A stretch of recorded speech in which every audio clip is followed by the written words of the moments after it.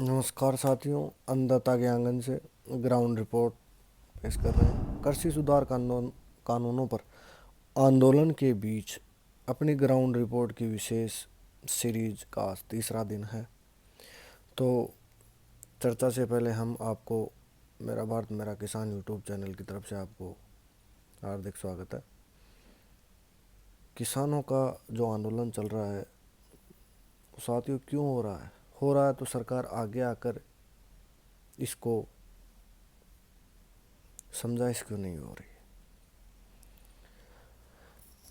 अन्नदाता के आंगन से हम आज बात करते हैं छत्तीसगढ़ की। छत्तीसगढ़ में किसानों से पत्रिका टीम का बहुत बहुत धन्यवाद, पुनः मैं धन्यवाद देना चाहता हूँ पत्रिका टीम का कि वो किसानों के किसानों की आवाज़ को बुलंद कर रही है। और आज बात करते हैं किसान आंदोलन में कि दलालों के जाल में किसान, अब नेटवर्क तोड़ना जरूरी है।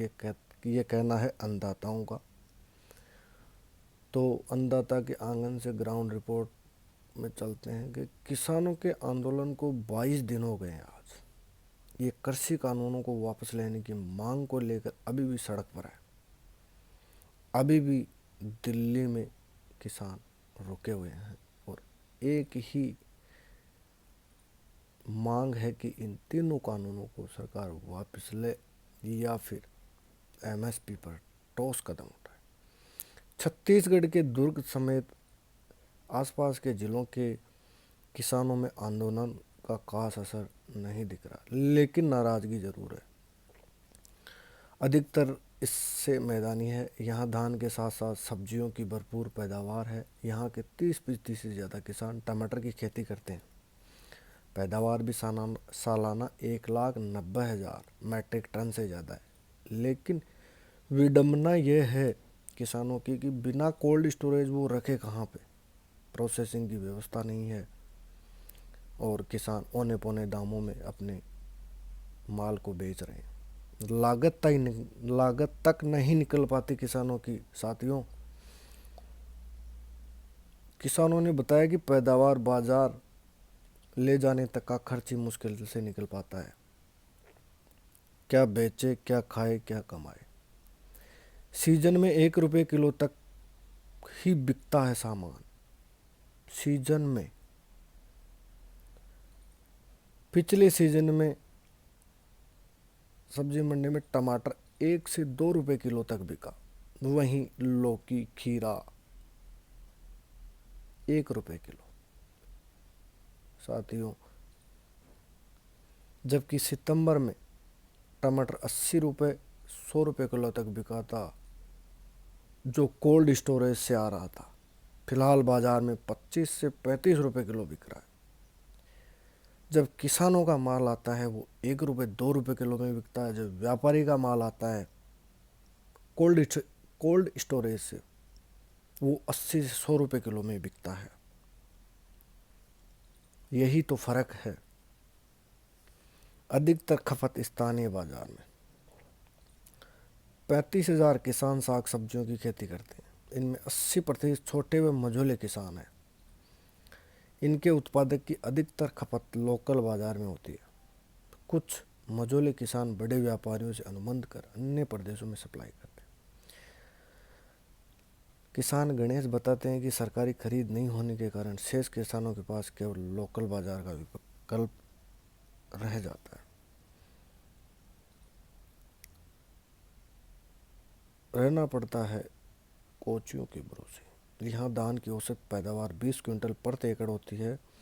प्रदेश में समर्थन मूल्य पर धान खरीदी की शुरुआत में 20 क्विंटल प्रति एकड़ के हिसाब से खरीदी की जाती है। अब इसे 15 क्विंटल कर दिया गया। इसको घटा दिया गया। किसानों को दलालों के भरोसे, कोचियों का मतलब दलालों के भरोसे रहना पड़ता है। कि दलालों का नेटवर्क तोड़ने पर सरकार को काम करना चाहिए तथा ठोस कदम उठाना चाहिए। मैं सरकार से पुनः यही आग्रह करना चाहता हूँ कि जो दलालों का नेटवर्क है उसको तोड़े और एमएसपी पर सरकार अपना ठोस कदम उठाए। तो ग्राउंड रिपोर्ट अन्नदाता के आंगन से का यही कहना है कि दलालों के जाल में किसान फंसा हुआ है, अब नेटवर्क तोड़ना जरूरी है। दिल्ली में किसान आज 22 दिन हो गए हैं किसान आंदोलन को, और आंदोलन चल रहा है। कृषि कानूनों को वापस लेने की मांग पर अड़े हुए हैं किसान, सड़क पर है। तो सरकार से मेरा यही आग्रह है कि सरकार किसानों की बात सुने और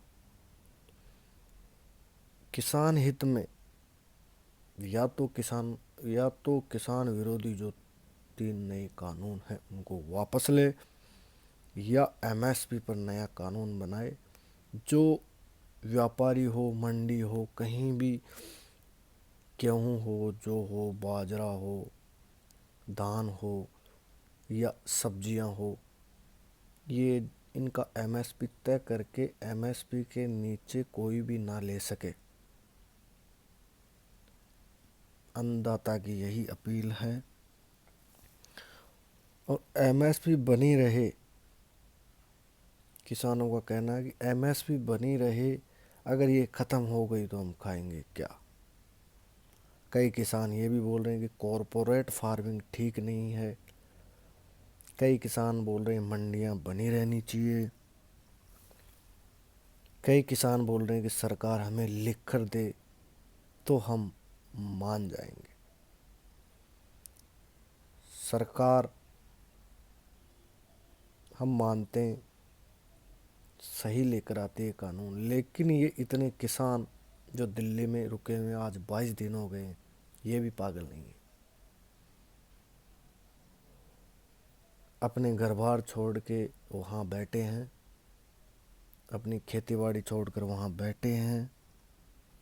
क्यों बैठे हैं? कुछ ना कुछ गड़बड़ जरूर है। तो इस गड़बड़ को सही करने का प्रयास करे सरकार, और अन्नदाताओं का सहयोग करे।